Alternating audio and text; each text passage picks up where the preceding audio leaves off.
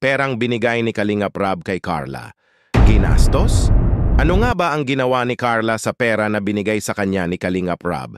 Matatandaan na nung last na nag-vlog si Kalingap Rab kay Carla ay binigyan ito ng pera. At ngayon sa pagbalik ni Kalingap Rab ay nagulat siya sa nakita nito. Panoorin natin ang naging reaction ni Kalingap Rab. Hello mga Kalingap, magandang araw po sa ating lahat. Welcome back po sa ating channel. Ngayon dito po tayo kina Carla. At kung mapansin nyo, yung binigyan natin pera na 6,000 pesos, 6K yun ano? Nagamit na agad po nila dito sa kanilang bahay. Ayun, dami agad din ang pinaayos. Ang galing dito dito sa barangay na to. Pag binigyan mong pera, automatic, papaayos agad yung bahay. Ano? Ito na mo, may semento na dito. Tapos, ito bro, sementado na rin itong ano nila. Yung loob, finish na. Diba yun yung kanyang pangarap na nakaraan?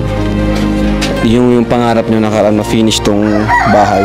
So nakakatawa naman po si Carla, kagaya rin siya ni Rose Ann na yung pera binigyan natin, automatic, pinaayos niya kagad sa kanilang bahay, sa munting bahay nila. Ito daw po ang daan. Basa pa daw po yung basa pa yung semento. Hi Carla. Ay mga Kalingap po, galing naman nila Carla. Hello Kuya Rab. Anong ginagawa mo Carla? Hinahanda ko na po yung paninda ko. To the city streets, we began to feel the fire. We rise like tall buildings as the chemicals they take us higher. The night's young and it's just begun as she puts her hand in mine. We wanna chase the night, wanna dance to the light, pull the stars from the sky, just two hearts running wild. Never sleep, never stop, as we shout from the top. We're gonna be two hearts running wild.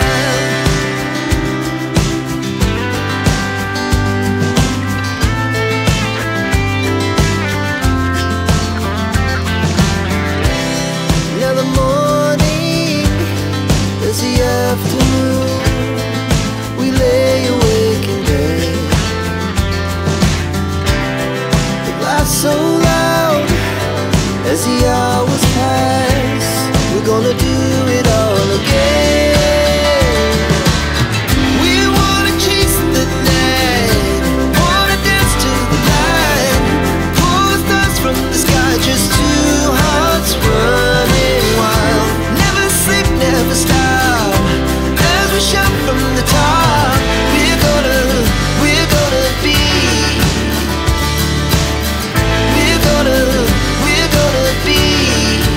two hearts running wild.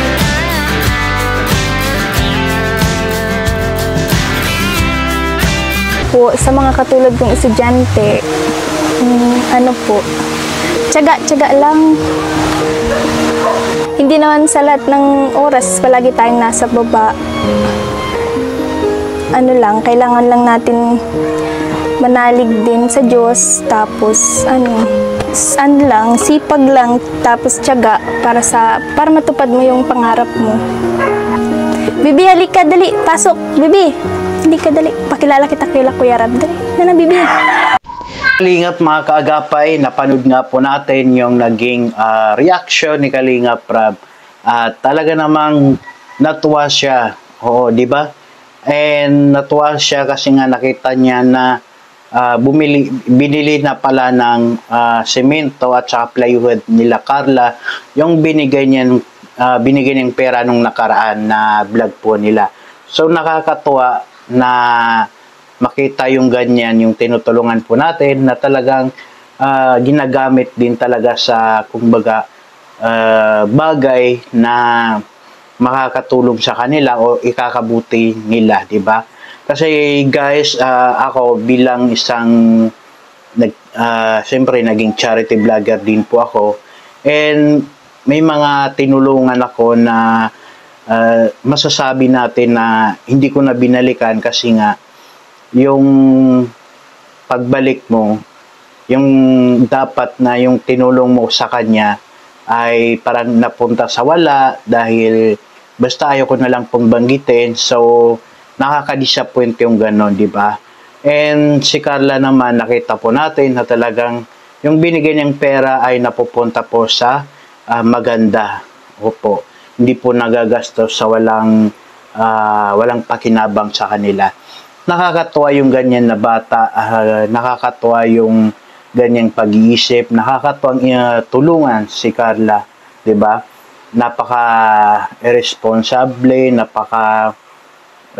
napakabait, maganda.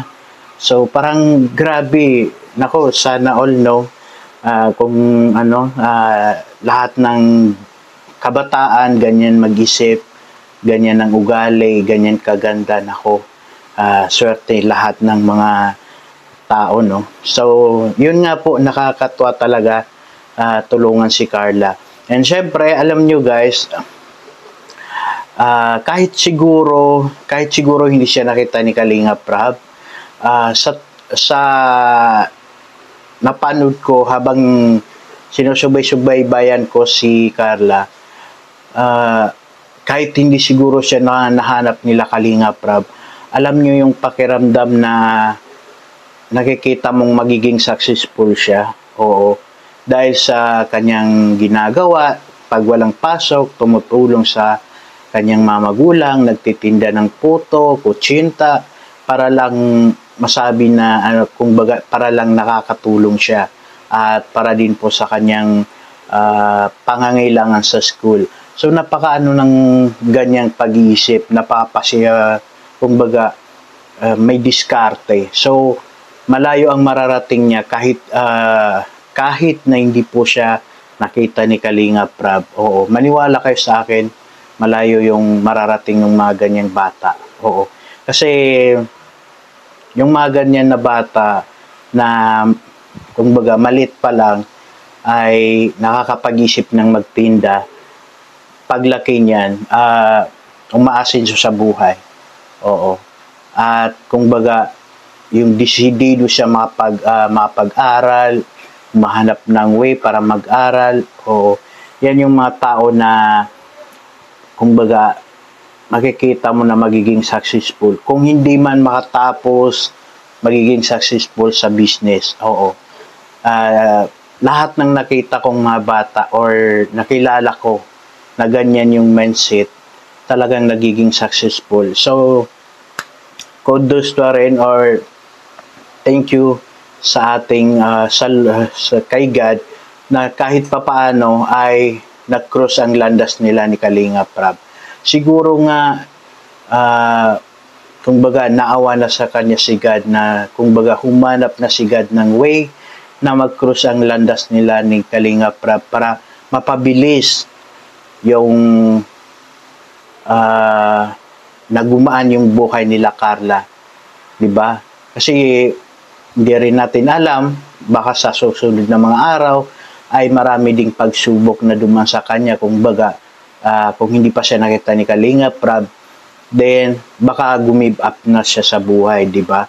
So siguro yung sigad na talaga yung gumawa ng paraan na mag-cross na yung landas nila para mapaaga din po yung kaginhawaan ng kanyang buhay. And tayo naman po, kahit ako, pinapanalangin ko na makapagtapos siya sa pag-aaral, maging maganda ang kanyang buhay, kasi lahat po sa kanya maganda. Grabe. Kaya nga po, saludong-saludo ako sa kanya.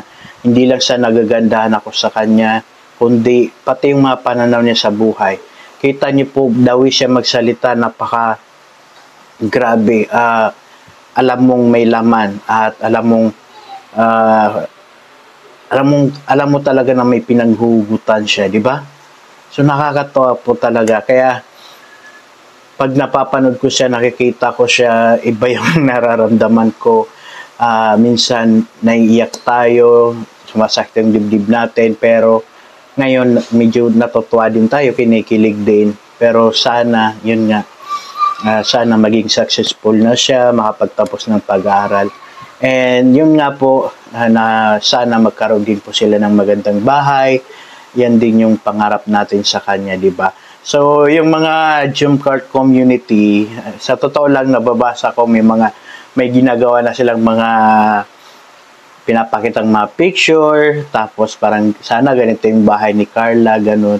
So, natutuwa ako kasi ang daming nagmamahal po kay Carla at kay Jomar. Ayan. So, di ba? So, hanggang doon na lang po ang aking magiging komento sa video na po yun. And sa mga hindi po nakapanood ng full video po niyan, ilalagay ko po ang link sa baba para po mapanood nyo rin po. Para makita nyo po yung kabuuan po ng video na yan. Punong-puno po ng pag-asa at kasiyahan ang video po na yan. So maraming salamat po. Huwag po natin kalimutan, suportahan po, i-share po ang mga video ni Kalingap Rab at ni Kuya Bal, ni Ate Edna at sa mga kasamahan po ni Kalingap Rab. Ayan, lalo-lalo na si Jomar. Ipakita din po natin kay Jomar na suportahan din po natin yung channel niya. Ayan, diba? Kasi hindi rin po siya makapag-vlog ng sariling kanya kasi nga minsan busy siya, and kaya nga po live na lang din po siya lagi. So supportahan po natin siya pag nagla-live. So yun lang po, maraming salamat po, and huwag niyo rin po kakalimutan ang aking mga kasamahan po sa Kalingap Rab Official Reactor, at syempre ang inyong lingkod Kaagapay po, supportahan niyo rin po, paki-subscribe. So maraming salamat po. Thank you po, and God bless.